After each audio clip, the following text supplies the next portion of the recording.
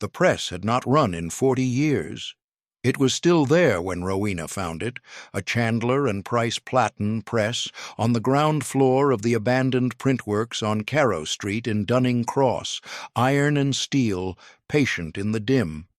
Beside it, a California job case cabinet still holding the lead type that nobody had thought worth removing. The press room smelled of old ink and the particular quality of a space that had once been full of purpose and had not forgotten it. She had paid $5 at a county auction where nobody else raised their hand.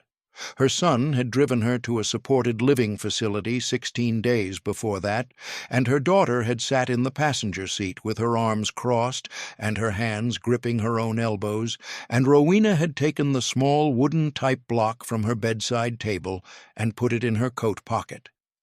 What she found sealed behind the cabinet in that press room changed everything. But I need to take you back to the beginning. Rowena had been setting type since she was 19 years old. Her father had a small commercial print shop in the town where she grew up, a practical operation that produced letterheads and invoices and the ordinary paper requirements of local businesses, and she had worked in it after school and on weekends, and had discovered at 19 that the act of composing type was the thing she had been waiting to discover about herself. Not the business of it. The act. The selection of each letter from its compartment in the case, the placement of it in the composing stick, the building of a word from individual pieces of lead that each had their own weight and their own logic, and that together made something that neither the hand nor the machine alone could have made without the other. She had set a capital R first, the first letter of her own name, holding it up to the light from the shop window to read it in reverse the way compositors read type, and she had known in that moment, with the particular certainty of a person finding the thing they are for, that this was going to be the work of her life. It was. She married at 28, a quiet man named Clement who had grown up around boats and had the patience of someone who understood that large things moved slowly and that patience was not passivity but the active maintenance of readiness. He learned the press work alongside her over the first years of their marriage, and they opened their own shop at 31, a small operation in a rented space that grew over the decades into something with a reputation that reached past the county. The shop became known for the quality of its work and for the care that both of them brought to every job, the understanding that the way a thing was printed was part of what it said. Rowena brought the aesthetic intelligence, the judgment about typefaces and leading and paper and impression that separated printing that was merely accurate from printing that was also right. Clement brought the business sense and the relationships, the ability to speak to clients in a way that translated what they needed into what could actually be done, and to do so without losing anything in the translation. They printed everything. Commercial work that kept the lights on, wedding invitations and programs for local events, and the annual reports of small organizations that valued doing the thing correctly over doing it cheaply.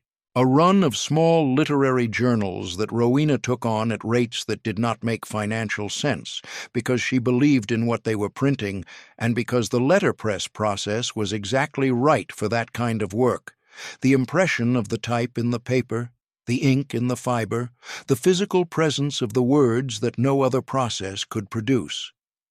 Over the years, she also took in apprentices, young people who wanted to learn the craft, and she taught them with the care and specificity with which she had been taught, because she understood that the knowledge lived in the hands and that hands had to be trained by other hands. Some of those apprentices were still printing. She had received a card from one of them the previous Christmas, a hand-printed card, the impression deep and deliberate, with a note that said simply, "Still at it. Clement died when she was 69. A heart attack, quick and without drama, which was consistent with who he had been. She kept the shop running for 2 years after that, managing both sides of the operation for the first time in 38 years, and then sold it because the combination of grief and the practical difficulty of running a print operation entirely alone was more than she could sustain indefinitely. She told herself she would find another arrangement, that the work was not finished. She had been right about that, as it turned out. Then Marsh suggested she move into the spare room. Marsh was 48, Rowena's son, a logistics manager at a regional distribution company, a man whose professional life was organized around the movement of things from one place to another at the lowest possible cost and on the most efficient possible schedule. He had always found his mother's print shop faintly baffling, the way she talked about paper weights and ink viscosity and the feel of a well-printed sheet with the same seriousness that other people reserved for things he could quantify. He was not dismissive exactly. He simply did not have a framework for valuing what could not be measured. The spare room arrangement lasted 2 years. During that time, Rowena kept a composing stick on the bedside table and a small tray of type on the dresser, and spent her evenings setting and resetting lines of text that she would never print. The physical activity of her hands keeping something alive that she did not have the equipment to fully express. She set lines of poetry she remembered, lines from wedding invitations she had printed decades ago. The names of typefaces she had worked with, Garamond and Caslon and Bembo and Gil Sans, set one after another in the composing stick and then distributed back into the tray. Marsh observed this practice once, coming to the doorway to call her for dinner, and stood for a moment watching her set type at the dresser. She did not look up. He went away and did not mention it. He was not a bad man. He simply did not have a language for what he was watching, and things he had no language for made him uncomfortable in a way that he managed by not looking at them directly. Yolanda was 45, Rowena's daughter, a woman who understood her mother clearly and had never quite found the mechanism by which that understanding translated into action. She lived an hour away and called every week and was present and specific in those calls, asking about the composing stick and the tray of type and what Rowena had been setting, receiving the answers with genuine interest, and did not come when she should have come and carried that with her in the particular way of people who know exactly what they are doing and cannot stop. On a Thursday morning, Marsh knocked on the spare room door and told Rowena he had been thinking, and that there was a place that had been recommended by someone at work whose mother had been very comfortable there, a supported living facility with activities and staff and a garden, and that it was just while some arrangements were being made. His voice was the voice of someone who had made the decision before he entered the room and was now providing the courtesy of an explanation. Yolanda was in the car.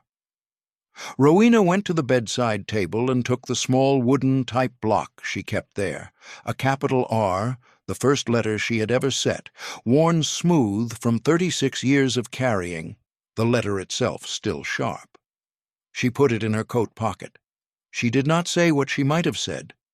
In the driveway, Yolanda got out of the car and walked toward her and stopped a few feet away. She had her arms crossed, her hands gripping her own elbows, holding herself together from the inside. She looked at Rowena's face briefly, and then looked at the ground, and then looked at Rowena again, and her mouth opened and closed without producing anything. She was holding on to herself so hard that her knuckles were pale. Rowena looked at her daughter's hands on her own arms. She said, "It is all right, Yolanda. It was not all right."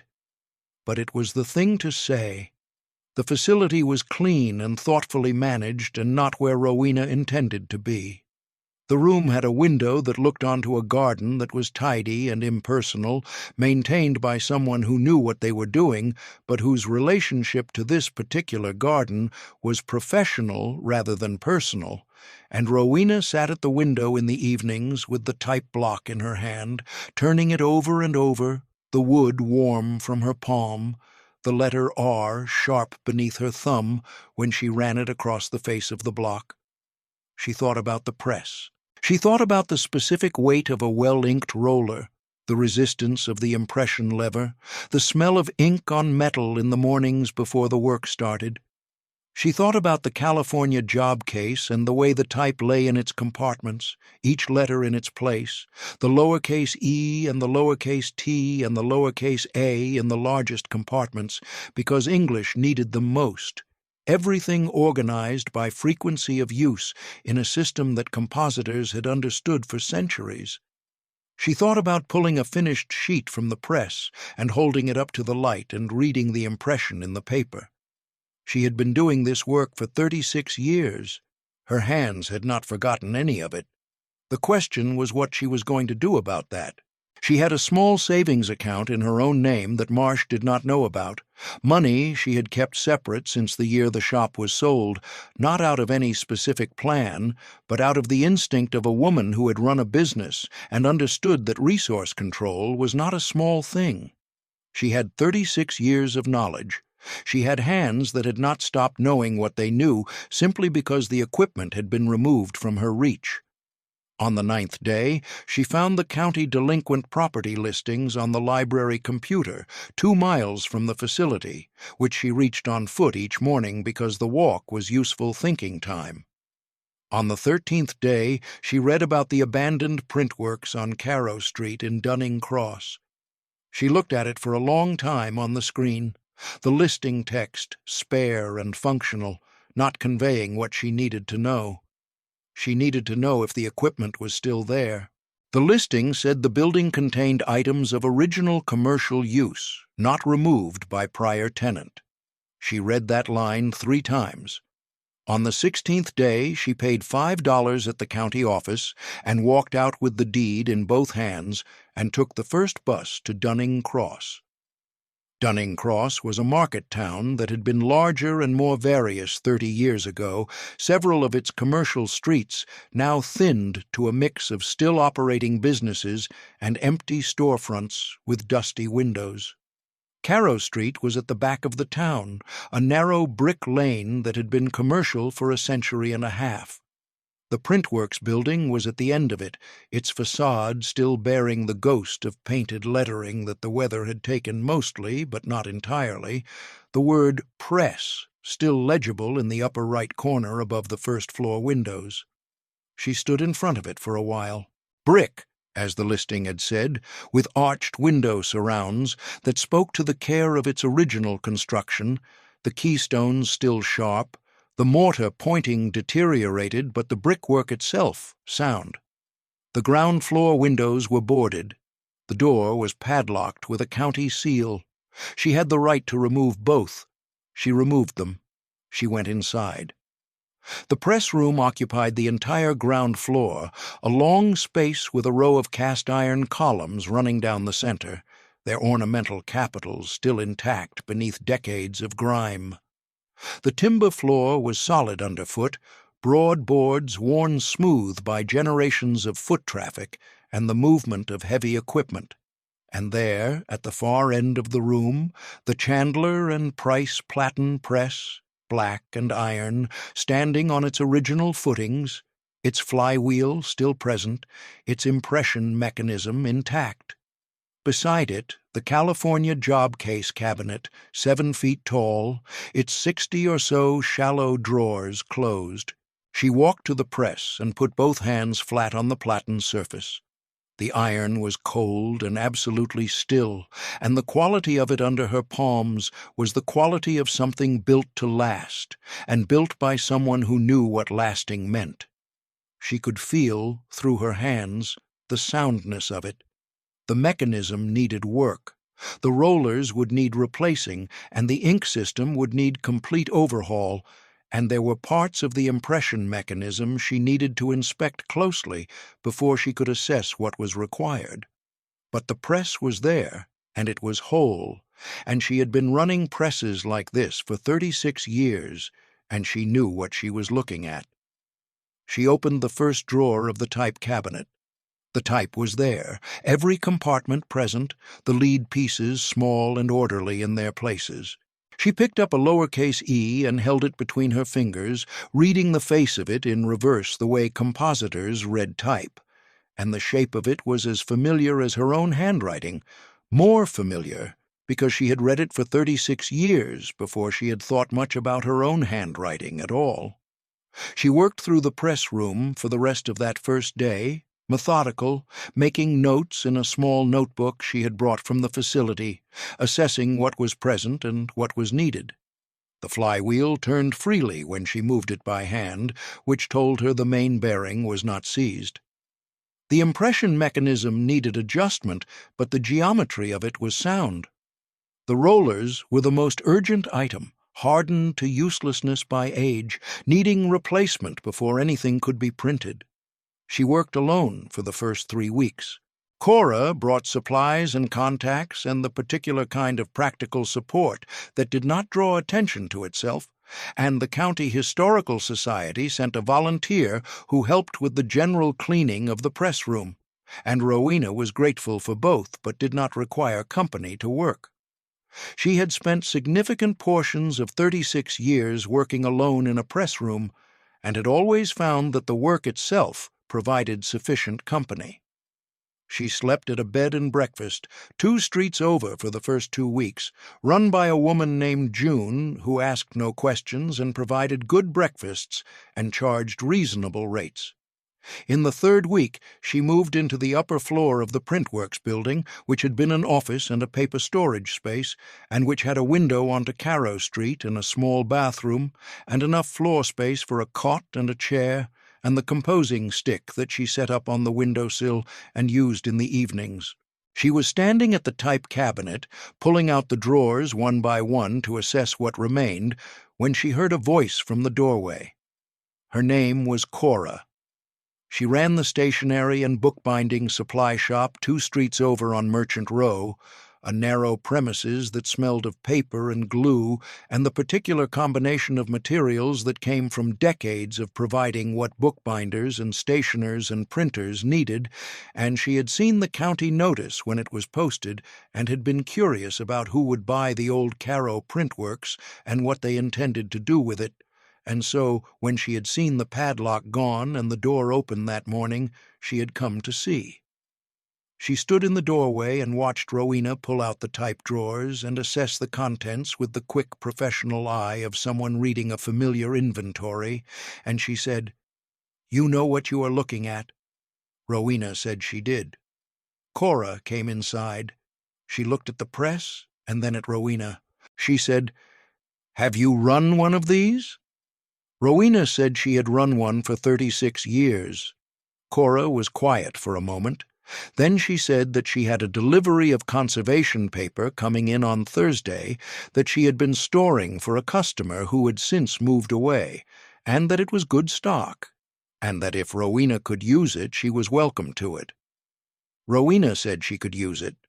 Cora said she also knew every repair person and supplier within 3 counties who dealt with heritage printing equipment, because she had been supplying the letterpress community in the region for 20 years, and that she would make some calls. Rowena looked at her.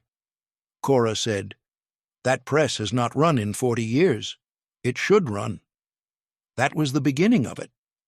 She found the compartment 3 weeks into the work, on a Tuesday afternoon, when she was moving the type cabinet away from the wall to assess the condition of the brickwork behind it. The cabinet was heavy, and she was moving it in careful increments, a few inches at a time, when she saw the wooden batten nailed across the gap between the cabinet back and the wall, perhaps 18 inches from the floor, a deliberate barrier rather than an accidental one. She got a pry bar. Behind the batten, the wall was clear for approximately 2 feet on either side, and in the center of that space, flat against the wall, a tin portfolio case. Dark with age and grime, its surface pitted, but its clasp intact and its lid tight. She lifted it out carefully and carried it to the press bed and set it flat and opened the clasp. Inside, interleaved with acid-free tissue paper that had yellowed but held, a collection of printed sheets. She counted them without touching more than the edges. 31 pieces. She went to the east-facing window where the afternoon light was strongest and lifted the first one carefully, holding it at the edges with both hands. It was a broadside, a single sheet, letterpress printed, the type impression clear and deliberate in the paper, the kind of impression that came from a press set with the right pressure and run by someone who knew what they were doing. At the top, a masthead, the Dunning Letter, Issue 1, March 1922. Below it, 2 poems and a short prose piece set in a typeface she recognized as a late 19th century old style that the Printworks had evidently kept in good condition. The printing was careful and precise, the leading consistent, the margins considered. Someone had cared about this. She stood at the window for 2 hours, going through the collection sheet by sheet, her hands in the thin cotton gloves she had brought for exactly this kind of work. The 11 issues of the Dunning Letter, their contents ranging from poetry to local history, to one remarkable essay on the nature of craft and attention that she read twice before she moved on. The political pamphlets, sharp and purposeful, printed in the 1930s when sharpness and purpose were requirements and not stylistic choices. The Union organizing materials, a full broadside run for a labor action in 1946, printed in a typeface large enough to be read at a distance, the kind of printing that understood its audience and its context. And near the bottom of the stack, the half sheet. Smaller than the broadsides, printed on one side, no masthead, just a title, First Light. Below it, a poem. At the bottom, a name and a date, E. Farrow, 1931. She read the poem. She stood at the window in the afternoon light of Dunning Cross, with the printed sheet held carefully in both gloved hands, and read a poem that had been waiting in a tin case for 93 years to be read again. It was a very good poem, precise and restrained in its language, with an attention to the physical world that made the abstract things it was reaching for feel solid and earnable rather than claimed. She read it twice. She did not know, standing at that window, that the name at the bottom of the sheet would mean what it meant to the scholars and archivists who would later see it. She knew only what the poem told her, which was that whoever had written it had known what they were doing, and that someone in this Printworks had known it too, and had thought it worth setting and printing and keeping. There were 2 copies of it in the tin. Below the broadsides, at the very bottom of the tin, a single sheet of a different kind. A proof sheet, a test print of a single line of type, the kind a compositor made when checking a setting before committing to a full run. The line read, "What the hand holds the mind remembers." Below it, crossed out in pencil, with a compositor's mark, wrong font, reset, but in the margin beside the crossed-out line, in different ink, in handwriting that was not the compositor's careful notation, but it was the right words. She read the marginal note 3 times. She turned the sheet over and back. She looked at the 2 different hands, the compositor's mark, and the other, the later one, the one that had found the line worth acknowledging even as it recorded the technical error. She did not know whose handwriting it was. She did not know when it had been written. She knew only that whoever had written it had been right. She framed it that evening in a simple frame from the storage room upstairs and hung it on the press room wall beside the Chandler and Price. Then she stood back and looked at it in the last of the afternoon light and felt, for the first time since the facility room and the tidy garden and the type block warm in her palm, that she was exactly where she was supposed to be. She told Cora about the broadsides the following morning over coffee. Cora listened with the complete attention she gave anything that mattered, and then said she knew the County Historical Society's archive librarian, and that this needed to go to a proper specialist without delay, and that she would make the call herself that morning. Rowena said she was grateful. Cora said, "Do not be grateful. Be ready. Things are about to get interesting." Prentice arrived 10 days after Rowena in response to a notice she had pinned at the post office, letterpress Printworks being restored, looking for anyone with experience of hand composition or press operation. Rowena had written it in the same practical spirit with which she had always written business notices, stating the fact and leaving the rest to whoever responded. Prentice was 71, a retired newspaper compositor who had spent 40 years setting type for a regional daily, first by hand and then on linotype machines, and then, in the final years before his retirement, watching the whole operation move to digital while he remained the last person on the floor who still knew how the physical type had worked. He had retired with a pension and a complete absence of purpose, and had spent 4 years being quietly and thoroughly miserable about it in the way of people who had been essential and no longer were. He read Rowena's notice on a Wednesday morning and drove to Dunning Cross that afternoon and walked into the Printworks and stood in the press room doorway and looked at the Chandler and Price and the California job case and the smell of old ink in the air, and he did not say anything for a moment. Then he said, "I have not been in a room like this in 4 years." Rowena said, "Can you still set type?" He said, "Can I still breathe?" He moved into the room above the Printworks the following Saturday, paying a modest rent that Rowena had not asked for and would not have thought to ask for, and which he paid because the exchange of something real for something real was important to him, and always had been. What became clear in the first week was that Prentice's 40 years of newspaper composition had given him a speed and accuracy with the California job case that Rowena genuinely admired, which she told him, and which he received in the way he received most direct acknowledgment, by looking at the type in front of him and making a small adjustment that did not need making. He also had, accumulated from 4 decades of working with machinery under deadline, a diagnostic knowledge of press mechanics that proved essential in the early weeks of the restoration, the ability to listen to a mechanism and identify, from the quality of the sound, where the problem was located and what class of problem it was. He and Rowena worked well together in the particular way of people who had both spent long careers doing solitary skilled work and who understood without discussion that the best collaboration was mostly silence with the right person on the other side of the room. His particular human moment came on the 3rd morning, when Rowena came into the press room at 6 in the morning to find him at the type cabinet with a composing stick, setting a line of type in the early light from the east-facing window. He was not setting anything in particular. He was setting a phrase he had clearly chosen for the purpose of relearning the motion, a short line, and he was doing it slowly and with total attention, each letter taken from its compartment and placed in the stick, with the care of someone who is not in a hurry and does not need to be.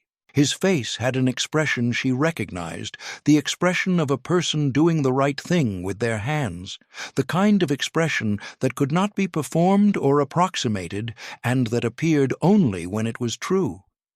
He did not look up when she came in.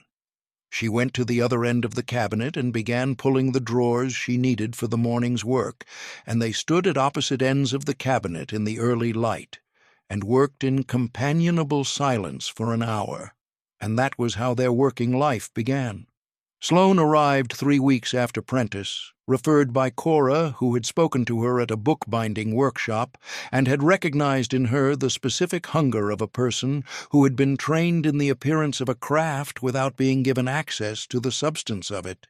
She was 24, a graphic design graduate, skilled with software and fast with a screen, and quietly dissatisfied in a way she had not been able to name until she walked into the Carrow Street Printworks and saw the type in the California job case and understood immediately and viscerally the difference between designing a font and holding a letter.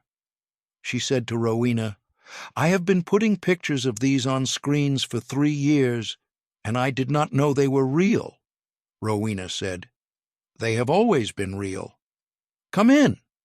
The three of them, Rowena and Prentice and Sloane, settled into a working rhythm over the following weeks that had the quality of good ensemble work, each person knowing their part and the parts of the others and where the join was. Rowena led the press restoration and the mechanical decisions. Prentice handled the composition work and the press mechanics alongside her. Sloane, who learned with the speed of someone who had been primed for this without knowing it, moved between both domains within the first month, setting type with increasing confidence and learning the press controls under Rowena's close instruction. The work of restoring the Chandler and Price was the work of 4 months, conducted with Cora's network of heritage press repair specialists and with Prentice's encyclopedic knowledge of press mechanics and with Rowena's own understanding of what the machine needed to do and what it had been built to do and where those two things aligned. Parts were sourced and machined. Rollers were replaced. The ink system was rebuilt. The impression mechanism was adjusted to the particular tolerance that Rowena had always preferred, a touch heavy on the impression, the type biting slightly into the paper in the way that produced the tactile quality that letterpress printers and their clients had always valued and that no other printing process could replicate. The press room changed as the weeks passed. Cora brought supplies. The County Historical Society sent a photographer to document the tin case collection before it was handled further. A retired bookbinder from 2 towns over came in on 3 Saturdays and helped Prentice with the press mechanics in exchange for access to the type cabinet, which she photographed exhaustively for a project she was working on. The Printworks became known in Dunning Cross the way useful places became known, not through announcement, but through the movement of people who had business there and who told other people and who came back. Sloane's particular human moment came on her 2nd week, when Rowena was teaching her to pull a print, the physical process of inking the type and positioning the paper and operating the press through its impression cycle. Sloane made 3 attempts that were technically correct and produced adequate results, and then, on the 4th attempt, something shifted, something that Rowena recognized as the moment when the motion stopped being learned and started being felt, and Sloane held up the printed sheet and looked at it with an expression that Rowena had seen many times in 36 years of teaching the craft, the expression of someone understanding for the first time what their hands were capable of. She said, "I can feel where the type touched the paper." Rowena said, "You will always be able to feel that now." The work of restoring the Chandler and Price was the work of 4 months, conducted with Cora's network of heritage press repair specialists and with Prentice's encyclopedic knowledge of press mechanics and with Rowena's own understanding of what the machine needed to do and what it had been built to do and where those two things aligned. Parts were sourced and machined. Rollers were replaced. The ink system was rebuilt. The impression mechanism was adjusted to the particular tolerance that Rowena had always preferred, a touch heavy on the impression, the type biting slightly into the paper in the way that produced the tactile quality that letterpress printers and their clients had always valued. On a Tuesday morning in October, with Prentice watching from across the press room and Sloane standing near the door, and Cora having appeared without announcement and stationed herself beside the type cabinet, Rowena inked the press. She had set a single piece of type on the press bed, the capital R. Not the wooden block from her coat pocket that was staying where it was for now, but a lead capital R from the California job case, the same letter, the same size, set at the center of the press bed, and locked up with furniture and coins in the automatic sequence of 36 years. She had inked the rollers with a new ink she had mixed that morning to the particular consistency she preferred, slightly stiffer than standard, the ink that produced a clean impression without filling in the counters of the letter forms. She had positioned a sheet of the cream conservation paper, and she had tripped the press. The flywheel turned. The rollers passed over the type.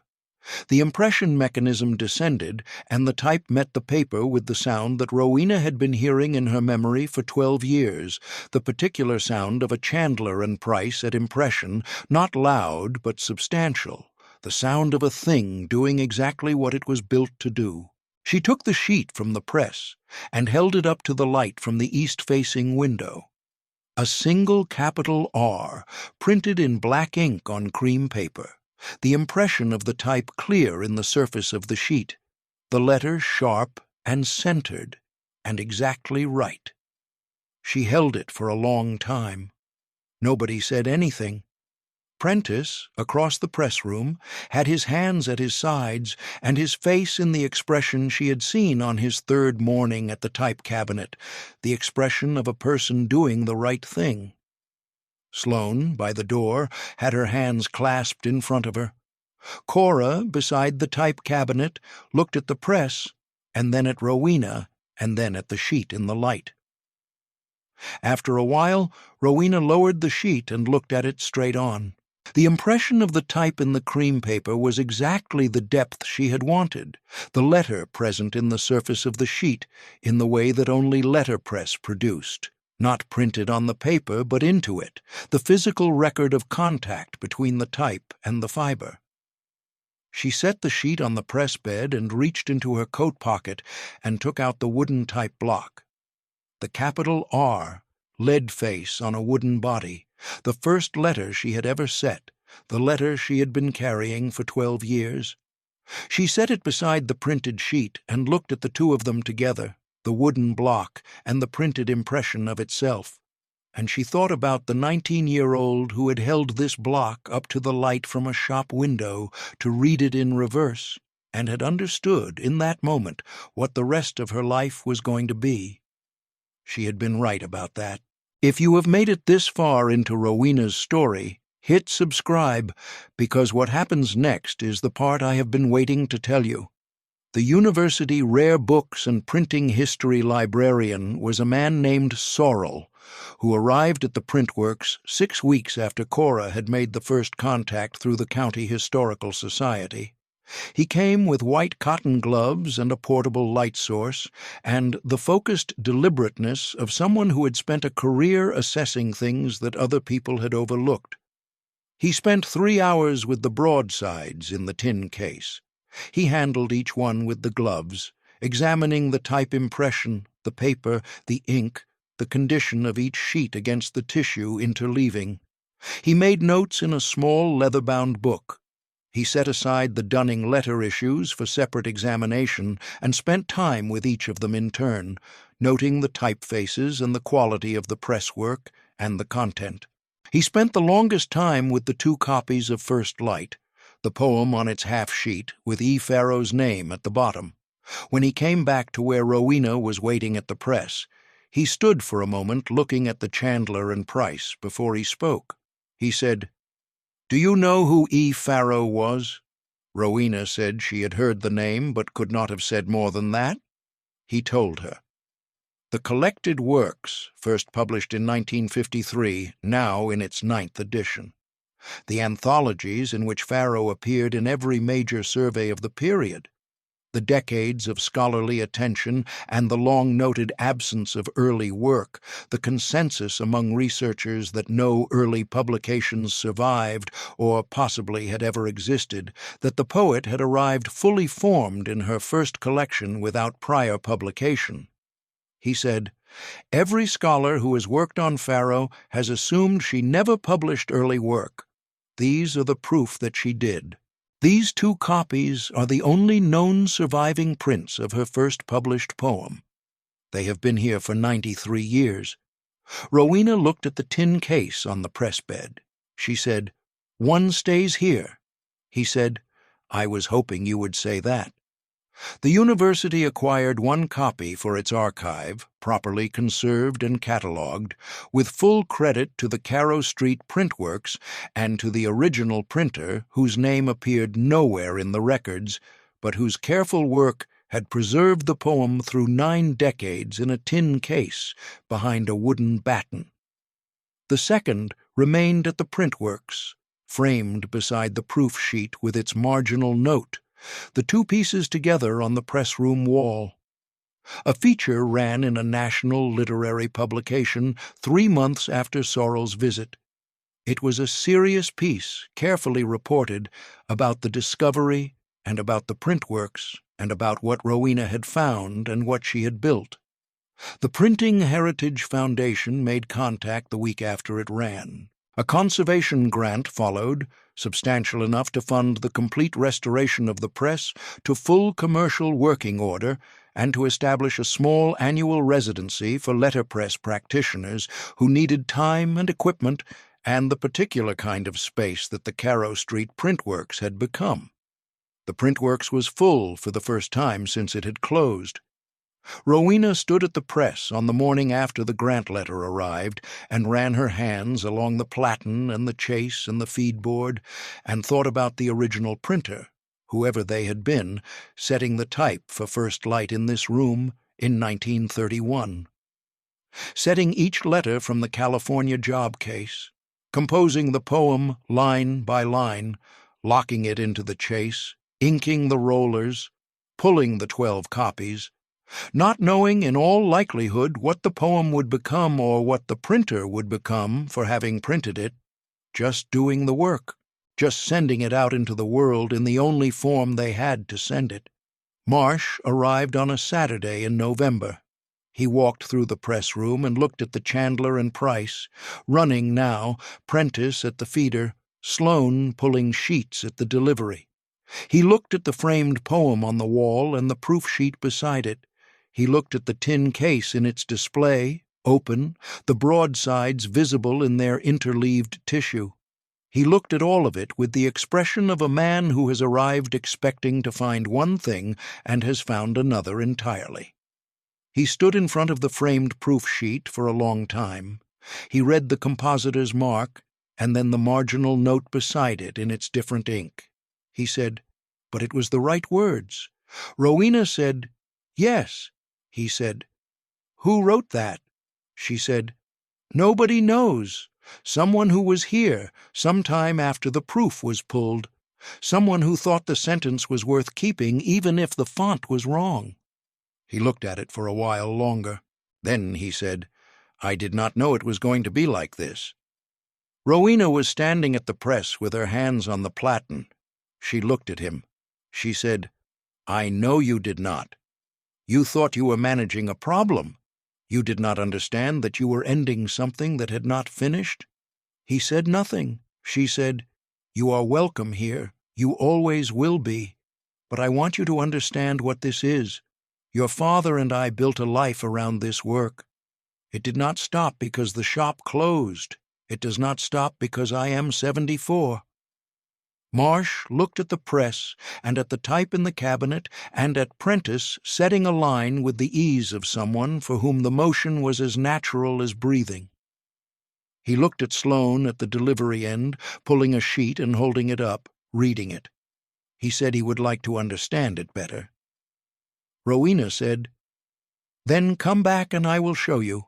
He came back the following Saturday, and she spent 2 hours showing him how the press worked, the mechanics of it and the logic of it, and the way the type was composed and locked into the chase, and what happened when the impression mechanism descended.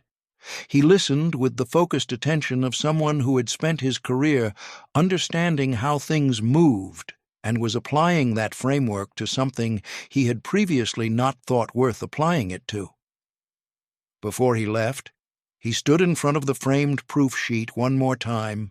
He said, "I am sorry, Mum." Not the sorry of a man presenting a case, the sorry of a man who had looked at something carefully for the first time. Rowena said, I know. Yolanda called on a Sunday evening in December, later than she usually called, and her voice had the quality of someone who has been working toward a thing for a long time, and has finally arrived at the point where not making the call is harder than making it. She said she was sorry. She said she had known in the car and in every week since what she had failed to do, and that she had been carrying that, and had run out of ways to carry it without putting it down. Rowena said, "Yolanda, the door here is open. It has always been open for you." Yolanda said she would come. She came the following Saturday, taking the train and arriving at Carrow Street in the early afternoon with the expression of someone who is not sure what they will find and has come anyway. Rowena met her at the press room door and showed her in and showed her the press running and the type in the case and the proof sheet on the wall with its marginal note. Yolanda stood in front of the framed poem for a long time. She said, "She published her first poem here." Rowena said, "In this room, on that press." Yolanda looked at the press. She put her hand on the platen surface, the cold iron, the absolute stillness of a machine at rest. She said, "Can I see it run?" Rowena said, "Stand here and watch." She tripped the press, and the flywheel turned, and the mechanism descended, and the type met the paper with the sound that had filled this room for 100 years before it went silent, and was filling it again now. And Yolanda stood with her hand still on the platen, feeling the vibration of it, and her face had lost, for the first time in as long as Rowena could remember seeing it, the particular held quality that it had been carrying. She was always here. The press was running, and the type was in the case, and the poem was on the wall, and the proof sheet was beside it with its marginal note that nobody had ever claimed and that everyone who came to the Printworks read and stood in front of and took something from, though what they took was not always the same thing, and that was exactly as it should be. The young couple arrived in January, referred by a former apprentice of Rowena's who had heard about the Printworks through the literary community that had gathered around the Farrow Discovery. They were both in their late 20s, both printers, both between situations, both carrying the particular energy of people who know what they want to be doing and have not yet found the place to do it. They stood in the press-room doorway and looked at the chandler and Price and at the type cabinet and at Prentice at the feeder and Sloane at the delivery and at the smell of ink in the air, and they looked at each other with an expression that Rowena recognized. She said, "Come in. There is work and there is room, and you are welcome to both." They came in. She had spent 36 years putting words into the world one letter at a time. She had not known until now that every one of them had been leading here. The press was running. The door was open. That was enough, and more than enough, and exactly right. We want to know what found you in Rowena's story, and we want you to tell us in the comments below. If you know someone who has been putting something into the world one careful piece at a time and has been told that time is past, share this with them today. The press is running. The type is in the case. The door is open, and we will be here with another story on the other side of it waiting for you.